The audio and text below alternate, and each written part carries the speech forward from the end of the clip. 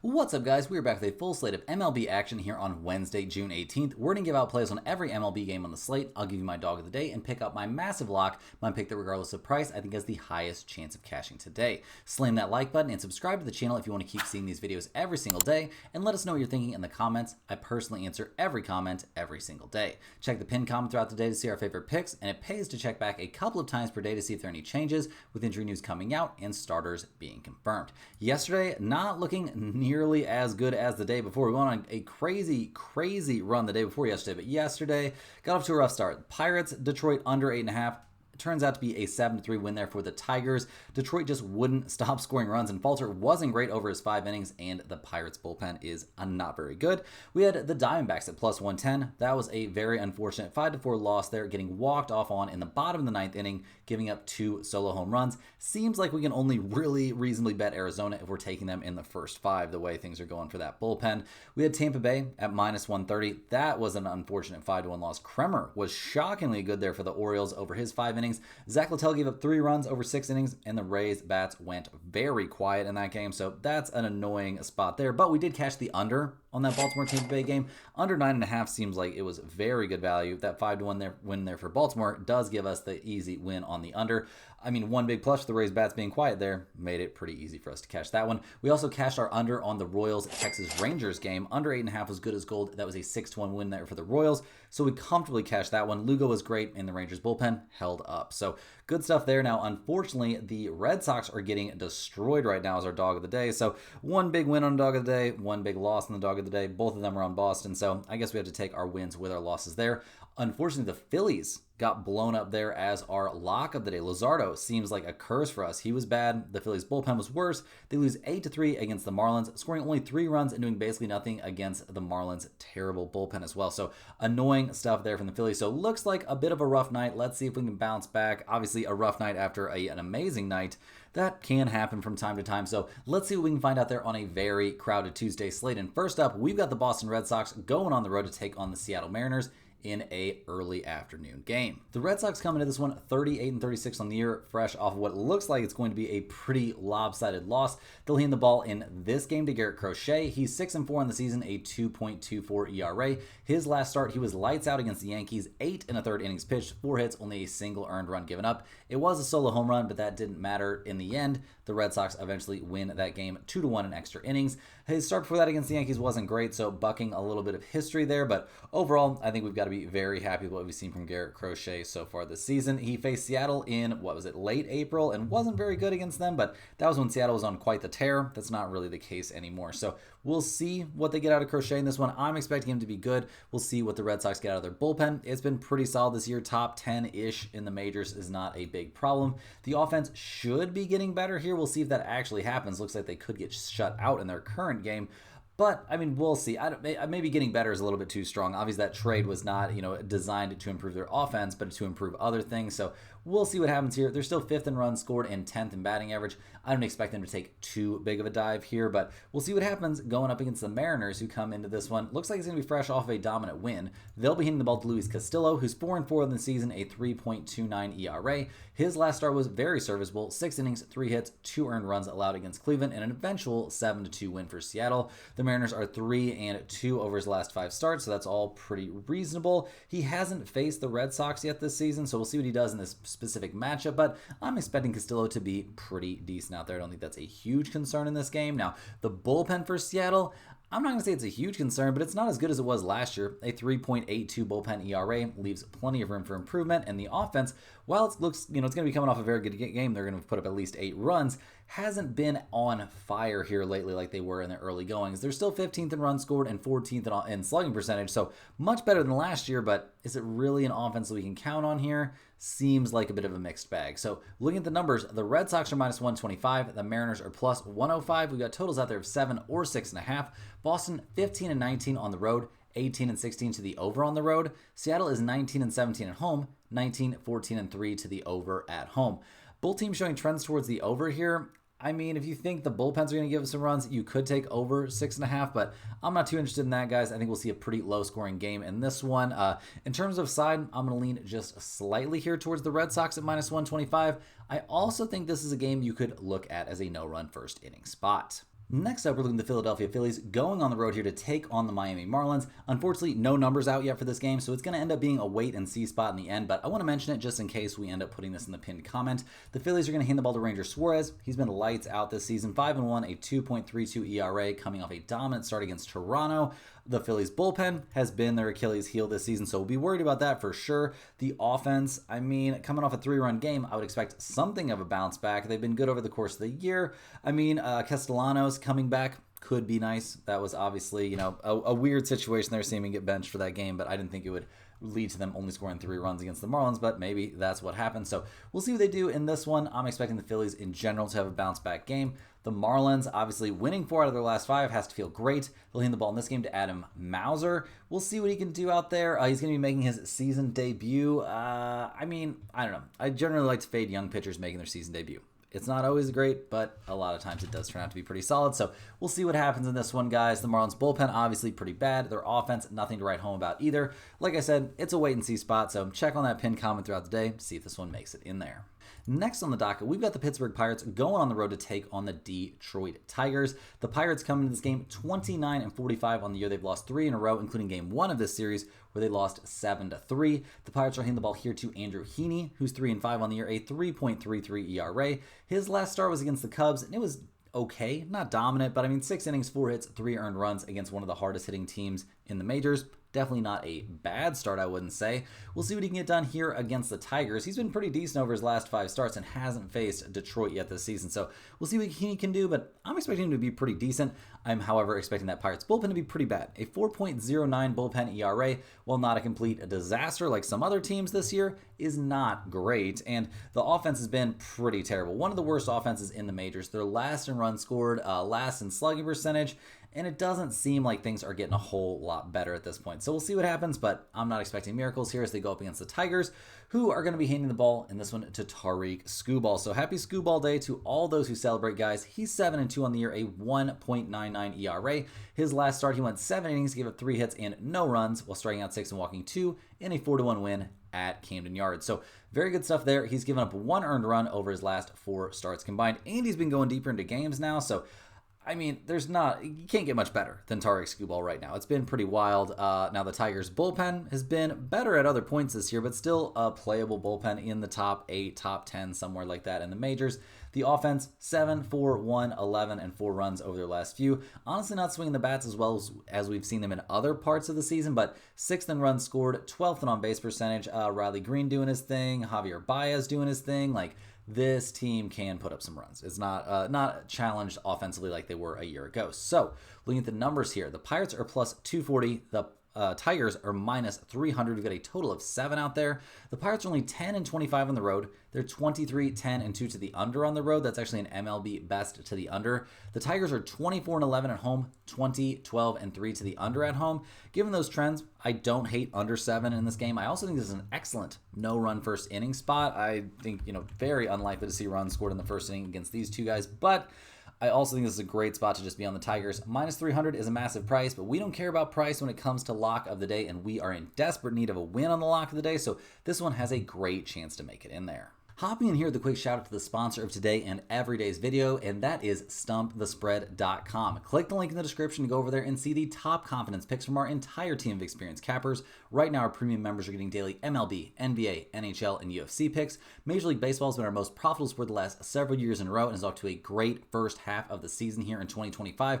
Things have been going pretty great, guys. At StumpTheSpread.com, you'll be able to see exclusive free picks that are only posted there, our free-to-use bet size calculator, and our premium top confidence picks, which might not always and will not usually match what you see here in the video, as I am not the premium capper for MLB over at Stump the Spread. We've got a guy over there with many more years of experience. He uses some very complex and intricate tools and algorithms to make his predictions. He's taking every data point you can pretty much imagine into consideration, weather obviously, but history for individual guys against pitchers, all kinds of ballpark history, lefty-righty history, you name it. Is very, very likely to be taken into consideration for him. So a very sharp guy, definitely worth getting over there and checking out the MLB premium picks over at Stump the Spread, but also get over there, check out all the free stuff, and sign up for a free account and get on our email newsletter list. It's absolutely free. All you need is your name and your email address. You'll be signed up for the email list, and you'll be getting one email every single day with at least one free pick in it, as well as information on niche sports NASCAR, golf, tennis, you name it, there's a chance it could be covered in there. Also, parlays could be in there, all kinds of free information, and it's straight to your inbox every single day. Also, guys, if you're a huge fan of what you're seeing here every single day, click the little join button right below the video to become a channel member. Channel members get early access to all of our videos. They get their name up on the screen in every single video like you've been seeing. However, they also get access to our members only giveaways. We're doing another members only giveaway. We'll be giving away a hoodie here in 3 days now. On the 21st, we'll be giving away another Stump the Spread hoodie. So if you're interested in that, become a channel member by clicking that little join button right below the video, and you'll see their name up on the wheel for the next giveaway that we'll be doing here on the 21st. Also, we get enough channel members, we're going to up that to one giveaway, one hoodie giveaway every single week. So consider signing up for that, guys. Let's go ahead and jump back in. We've got a ton of games to cover today. And next up, we're going to be looking at the Colorado Rockies going on the road to take on the Washington Nationals. The Rockies come into this game fresh off another win. They've now won 3 straight games. Not something I thought the Rockies would necessarily do this year. They'll hand the ball going for their 4th straight win to German Marquez, who's 2-8 on the year, a 6.62 ERA. He's fresh off of one of his best starts of the year. 5 innings, 6 hits, 1 earned run allowed there against Atlanta. Now, Atlanta eventually won that game 12-4, so not great news there for the Rockies. We'll see what he can do here against the Nationals. Marquez, obviously not somebody who's having a great season, has not faced the Nationals yet this year, so maybe that can help him. We'll see what happens. Now, the Rockies bullpen has been a problem. Bottom 5 in the majors, a 4.69 bullpen ERA. That's pretty problematic. And the offense has been bad over the course of the year, but their last 3 games, they're swinging some pretty hot bats. They scored 10, 6, and 10 runs over their last 3. Pretty wild stuff. So maybe they can keep that rolling here against the Nationals, who are down to 30-43 on the year. They've now lost 10 straight games. They're going to hand the ball to Mitchell Parker, hoping he can turn things around for him. This young 25-year-old is 4-7 on the season, a 4.84 ERA. His last start was not great. It was against the Marlins. 3 1/3 innings, 8 hits, 6 earned runs, and an 11-9 loss. It really hasn't been that great. I mean, I would say 4 out of his last 5 starts have been kind of mediocre. So we'll see what he does in this one going up against the Rockies. Not a team he's faced this season. He's a young left-hander. He has some of the issues you would expect a young left-hander to have, like control, for instance. So we'll see what he can do in this one. The bullpen is a huge problem for the Nationals as well. Last in the majors in bullpen ERA. And the offense, obviously during this losing streak, has been sputtering quite a bit. They're down to the 17th in runs scored. They're 22nd in the majors in batting average. They're getting on base at a 306 clip, which is also 22nd in the majors. Just not a team that's having a very good time right now. So looking at the numbers, the Rockies are plus 143. The Nationals are minus 170. We've got a total of 9 out there. The Rockies are 7-30 on the road, 24-12-1 to the under on the road. Washington is 15-21 at home, 19-16-1 to the under at home.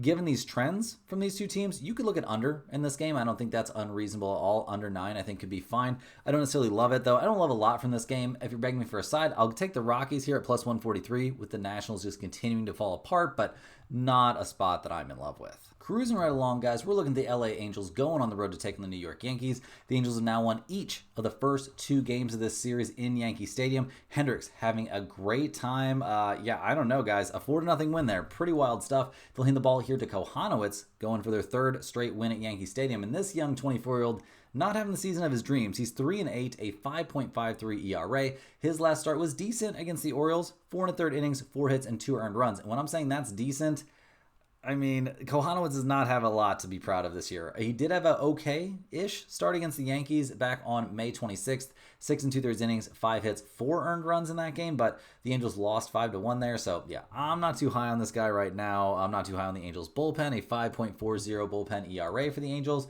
but they're playing well right now. They've won their last 2 in a row. The offense, maybe it's coming around just slightly. It's not like they did anything incredible. They're 20th in runs scored this year. They're 27th in the majors, batting .225 as a team. They're last in on-base percentage.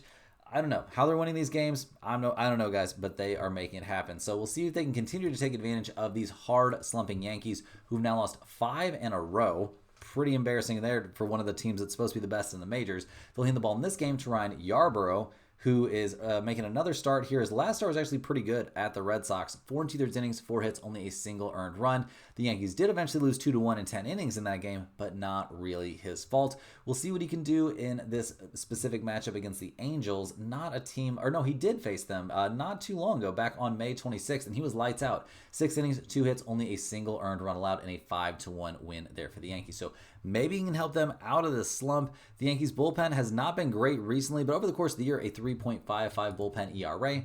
certainly playable there. The offense has disappeared. I don't know what's wrong. I don't know if they need to sacrifice cigar and rum to bat or what they need to do, but they've scored 0 runs over their last 3 games. What is going on? They're cursed right now. Gonna have to find a way to break that curse. So looking at the numbers, the Angels are plus 180. The Yankees are minus 220. We've had a total of 9.5.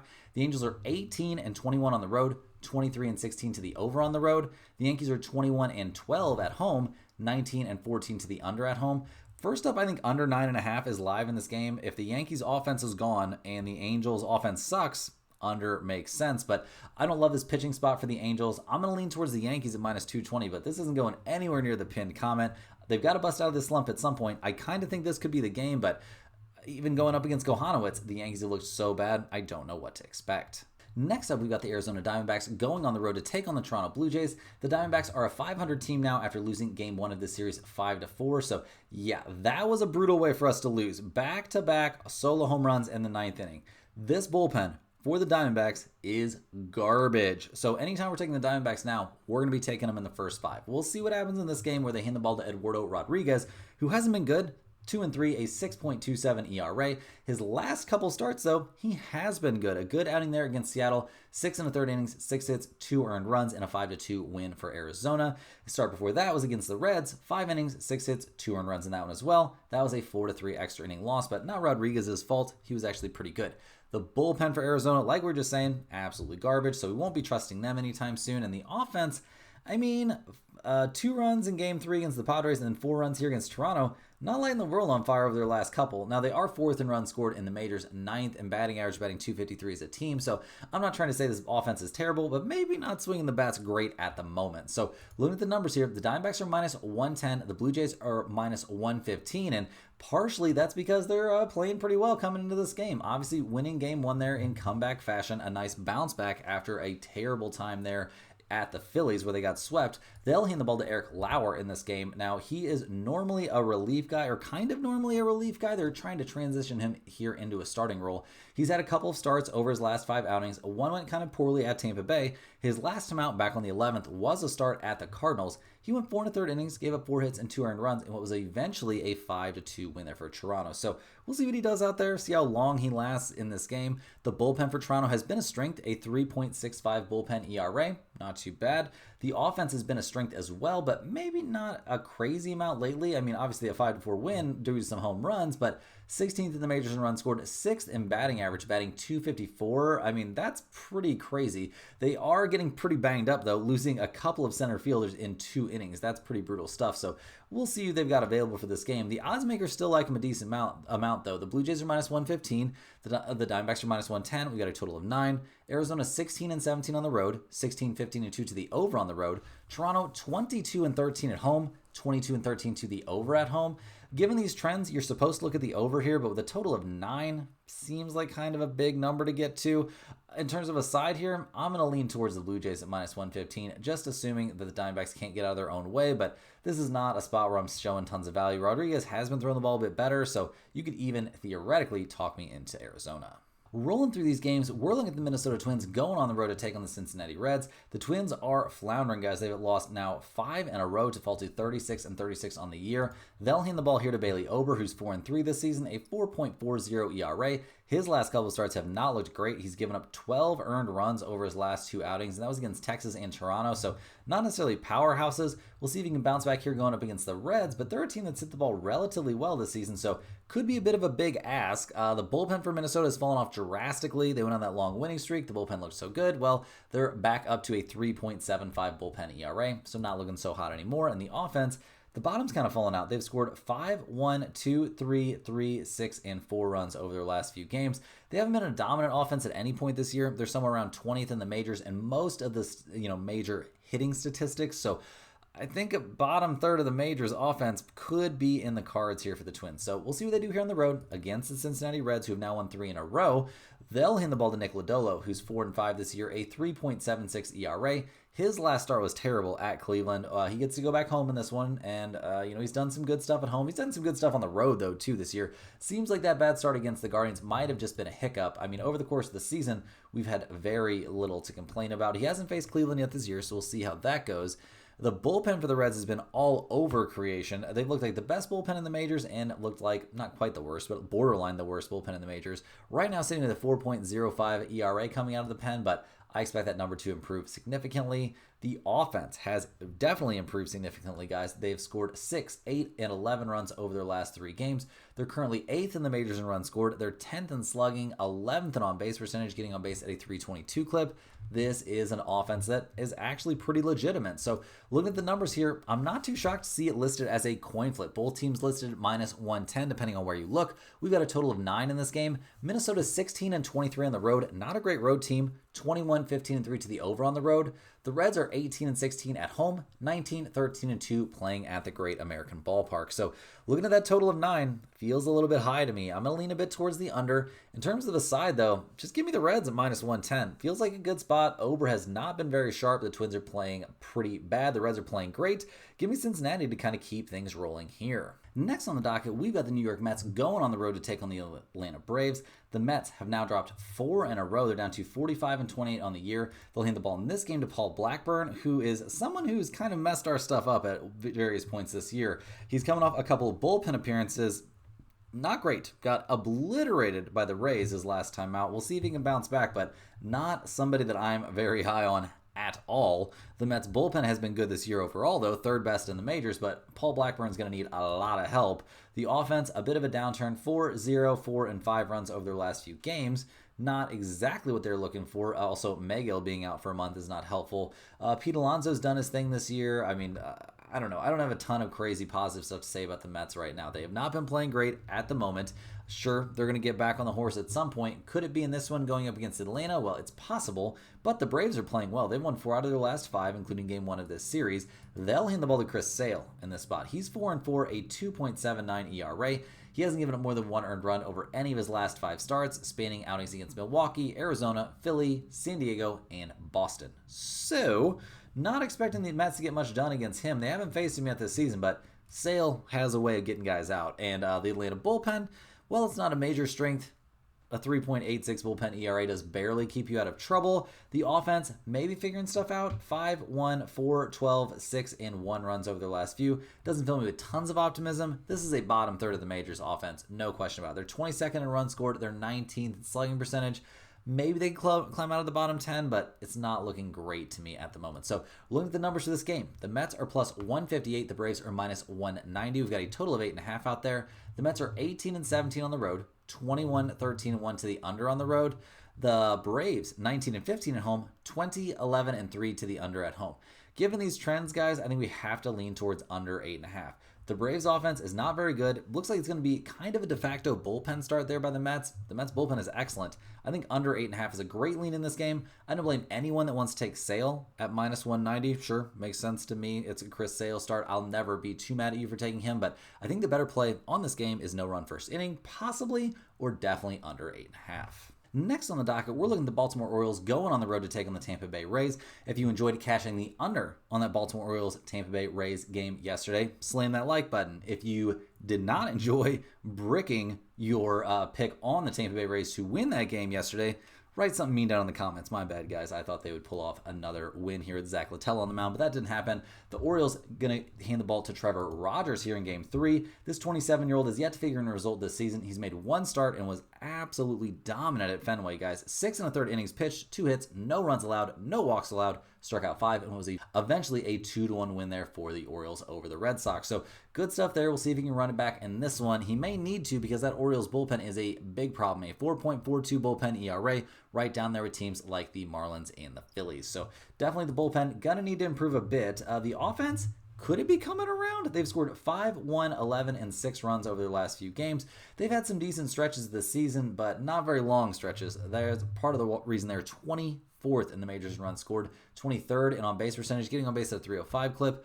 Gone is the offense of last year. It's just not the same, guys. It's just not the same. I'm not trying to be a Debbie Downer, but I'm spitting facts about this Orioles offense. So we'll see what they do here on the road against the Tampa Bay Rays, who had won 4 in a row coming into Game 2 of this series. They'll hand the ball to Taj Bradley in this one. Now, this young 24-year-old is 4-5 on the year, a 4.35 ERA. He has not had a good time this year. It's been pretty brutal. His last couple starts have been weird. 4 innings, 6 hits, 7 earned runs allowed against Miami. His last time out was at the Mets. 4 innings, 4 hits, 5 runs allowed. None of them were earned. He walked 4 in that game, and it was eventually a 7-5 win there for Tampa Bay, but was not really Taj Bradley's fault. So we'll see what happens in this one. Whenever he eventually has to come out of this game, the Rays bullpen's been amazing, second best in the majors, so that's not the concern. The offense, while it's coming off a bad day yesterday, has been very good recently. Is all the way up to 9th in the majors in runs scored, 13th in batting average, 15th in on-base percentage. I think we're going to see some pretty good stuff from Tampa Bay at the plate, especially in this game. But, I mean, Trevor Rogers was really good his last time out, so we'll see what happens. Looking at the numbers, the Orioles are plus 115, the Rays are minus 135. We've got totals out there of 9 or 9.5. Baltimore, 14-21 on the road, 22-12-1 to the under on the road. Tampa Bay, 23-20 at home, 25-15-3 to the under at home. Once again, guys, I think this is a pretty good spot to take the under. We've got 9.5 still floating around out there. I think that's a pretty reasonable number, even with Taj Bradley not being good and Trevor Rogers not having a ton of history.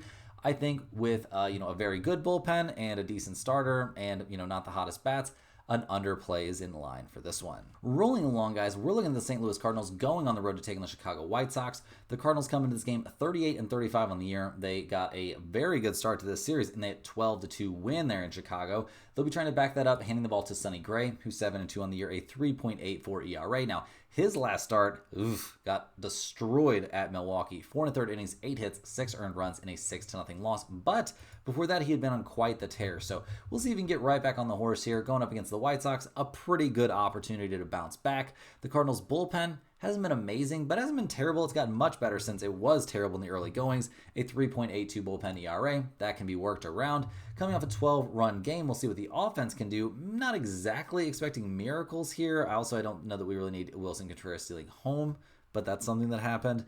We'll see what happens. Over the course of the year, this has been a top 10 offense. Is it a real top 10 offense? How many games are we into the season? 72-ish? Maybe they are a top 10 offense. We'll see what happens here as they go up against the White Sox, who are 22-50 on the season. They've now lost 6 straight games. They'll hand the ball in this one to Sean Burke, who's this 25-year-old's putting together some sort of decent stats. He's 3-7, a 4.71 ERA. His last start, though, he got destroyed at Houston. 3 2/3 innings, 8 hits, 7 runs allowed in a 10-2 loss. That's a bit brutal. He had been on a nice little streak where he had 3 very good starts in a row, but we'll see what he can do here against the Cardinals. Obviously not a team he's faced this season, but I'm not expecting miracles here, and I'm definitely not expecting miracles from the White Sox bullpen. A 4.40 bullpen ERA. Clearly the pen is part of their problems, and the offense has disappeared once again. They've scored 2, 1, 4, 1, 3, and 2 runs over their last few games. Not a major shock that those were all losses. So looking at the numbers here, the Cardinals are minus 190. The White Sox are plus 158. We've got a total of 8.5. The Cardinals are 15-21 on the road, 18-17-1 to the under on the road. The White Sox 16-18 at home, 19-13-2 to the over at home. So kind of a significant over team with a total here of 8.5. I don't despise over because I think the Cardinals could score enough runs all on their own, but that maybe is a bit of a stretch. In terms of a side, I will take the Cardinals at minus 190. I think Sonny Gray is going to have a big bounce back here. The question is whether or not I'm willing to take this at minus 1.5. Seems like a little bit of a stretch, but I don't totally hate it. Rapid fire through these games, we're looking at the Kansas City Royals going on the road to take on the Texas Rangers. Slam that thumbs up button if you enjoyed cashing the under on that Royals-Rangers game yesterday. A 6-1 win there for the Royals. Perez actually hitting a couple home runs. Bobby Witt Jr. going deep in his hometown, so that was pretty cool. We'll see what the Royals do in this one as they hand the ball to Chris Bubich, who's 5-4 on the year, a 1.92 ERA. His last start wasn't great, but it was against the Yankees back when the Yankees weren't garbage, so we'll see what he does in this one. Before that, he had been throwing the ball really, really well. We'll see what he can do here against the Rangers. Obviously not a very hard-hitting team. He has not faced them yet this season, though, so we'll see. I'm generally expecting him to have a pretty good outing. The Royals' bullpen has not been a problem recently. A 3.46 bullpen ERA has them among the top, 8, 9 in the major leagues. The offense has been the problem really all season long, if I'm being honest. They're coming off a 6-run game, which I'm sure feels nice, but they're 29th in runs scored. They are 26th in on-base percentage, getting on base at a 302 clip. This is not a very good team at the plate. So we'll see what they can do here against the Rangers, who are 36-37 on the year. They just had a 4-game winning streak snapped by that loss They're hitting the ball in this game to Patrick Corbin, who's 4-5 on the year, a 3.66 ERA. He has not been giving up a ton of runs. He hasn't been completely dominant, but 5 innings, 6 hits, 3 earned runs allowed at Minnesota in a 16-3 win. Seems pretty playable to me. We'll see what he can do here against the Royals. Has he faced Kansas City this season? I wasn't thinking that. No, he has not. Okay, cool. So no real data to be grabbed there. Now the Rangers bullpen has been excellent as well. A 3.35 bullpen ERA. Not going to complain too much about that either. The Rangers offense, though, I will complain. They've been pretty bad. They've had, some slight ups here recently, but they're still 26th in runs scored, 28th in on-base percentage. They're 26th in slugging percentage. Not running a lot of dangerous bats up there to the plate, and they've scored 1, 2, 5, 3, and 16 over their last few games. So looking at the numbers here, the Rangers are plus 105. The Royals are minus 125. We've got a total of 8.5. The Royals are 15-19 on the road, 19-14-1 to the under on the road. The Rangers are 23-13 at home, 27-9 to the under at home. That's an MLB best mark to the under. We have to very seriously consider under 8.5 in this game. I think it's got a great chance to go in the pinned comment. I don't think we're going to see a lot of offense here. Both pitchers look solid to me. Both bullpens look excellent to me. So not a lot of offense coming out of this one. In terms of a side, I will lean slightly towards the Royals to get another win here on the road, but I think the under is by far the better play. Next up, we're looking at the Milwaukee Brewers going on the road to take on the Chicago Cubs. The Brewers come in this game 39-35 on the season, but fresh off a 5-3 loss in Game 1. Gave up a couple tough home runs in that game. They're going to hand the ball in this one to young rookie Mizorowski. He comes into this game 1-0, a 0.00 ERA after dominated the Cardinals in his major league debut back on the 12th.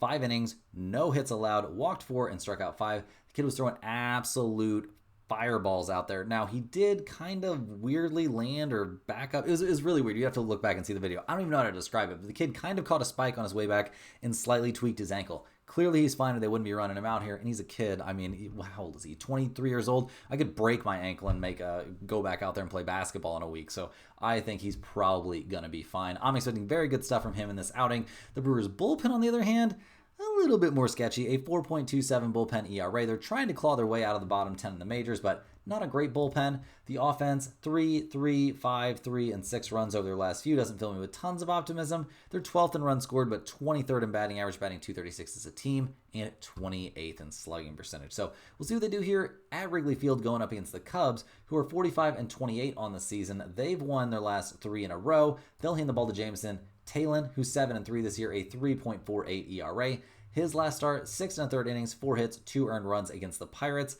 The Cubs are 5-0 over his last 5 starts, so that's pretty impressive. We'll see what he can do here against the Brewers, a team he had a very nice start against back in early May and was eventually a 6-2 win there for the Cubs. So we'll see what Taillon does in this one. The Cubs bullpen has obviously been excellent, 5th best in the majors, a 3.15 bullpen ERA.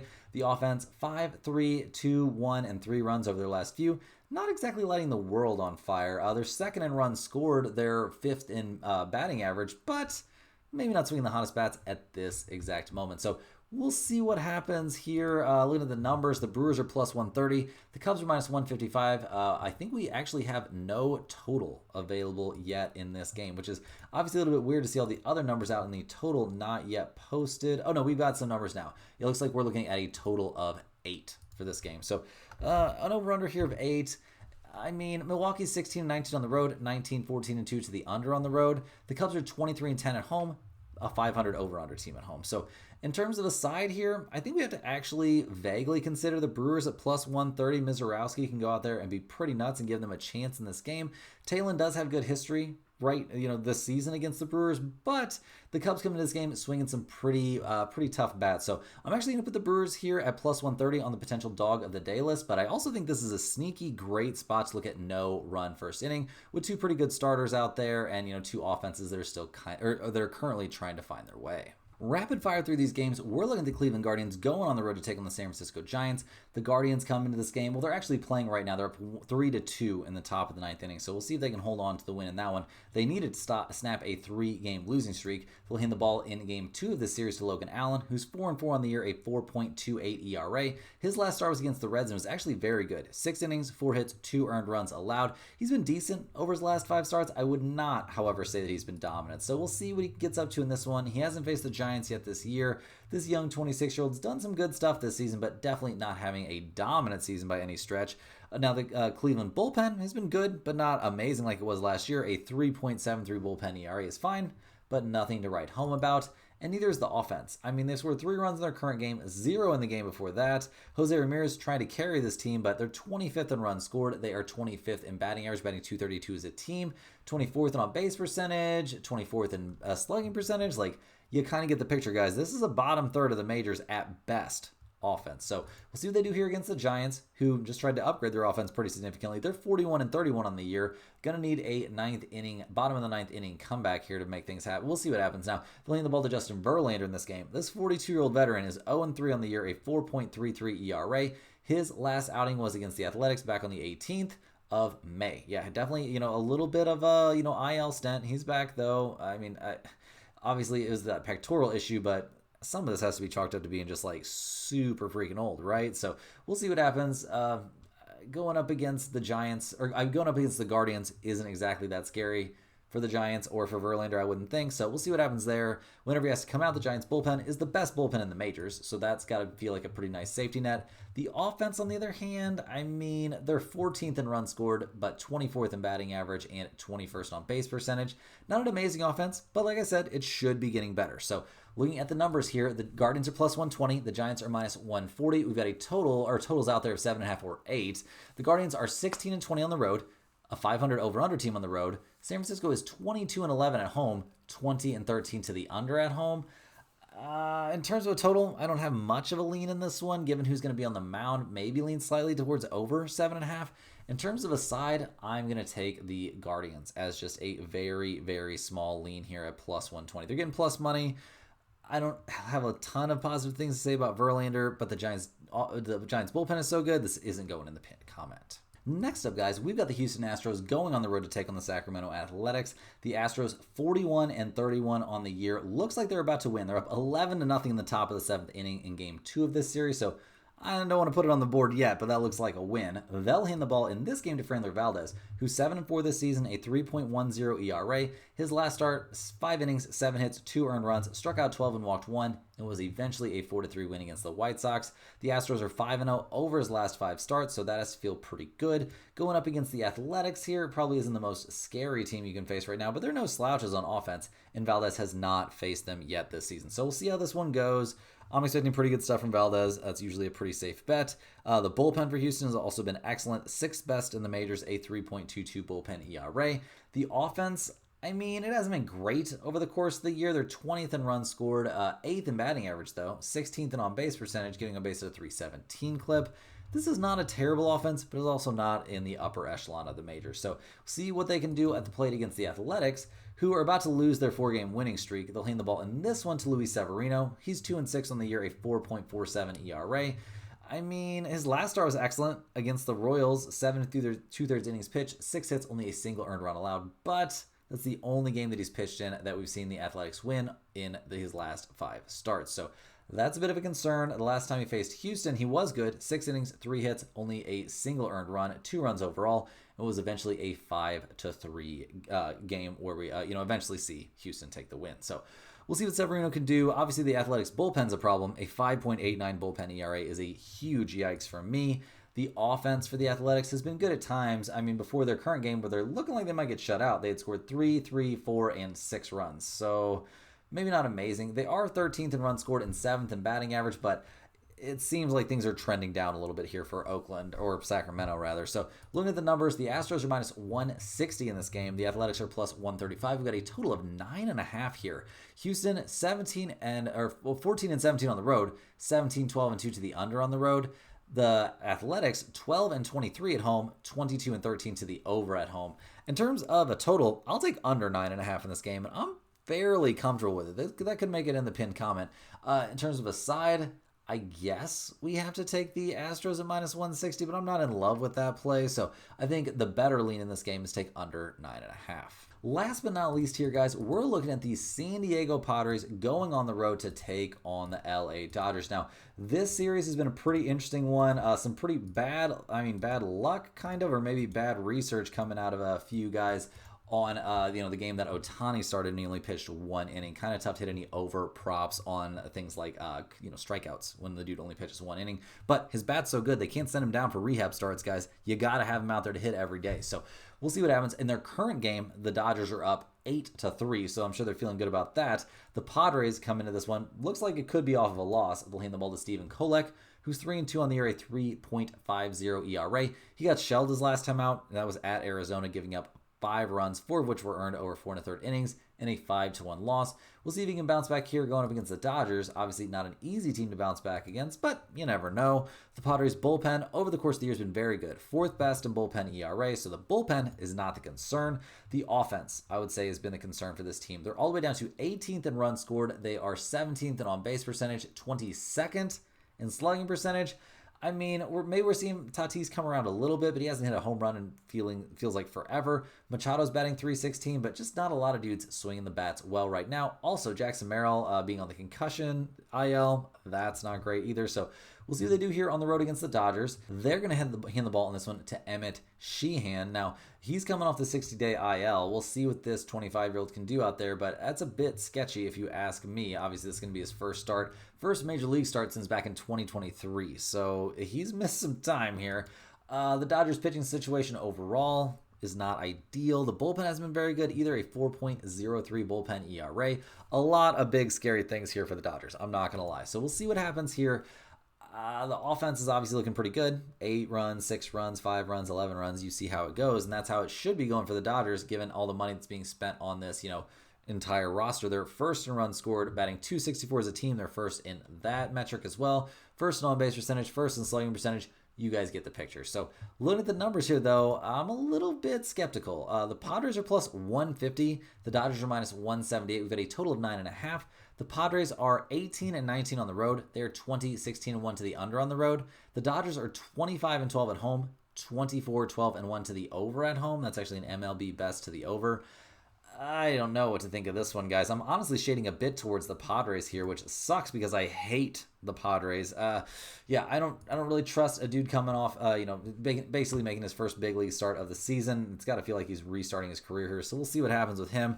The Dodgers bullpen's been bad. The only thing that bails them out is their offense, and that's good. But Kolek's been decent. The Padres bullpen's been good. So yeah, give me a little look at the Padres here at plus 150. That's all the games we have for today, guys. Hit that like button for good luck on all of your bets and subscribe to the channel if you're new. Let me know in the comments any questions you have on today's slate. Thanks for watching. Get over to stumpthespread.com by clicking that little link down in the description. Get on the free email list. Check out all the free picks over there. Check out the premium picks. It's all very, very solid stuff. Very worth your while. Tons of work goes into that every single day. Also, guys, make sure you're checking, if you want to become a channel member, we'll be doing those giveaways very soon. And we'll see you guys right back here tomorrow for more sports betting action.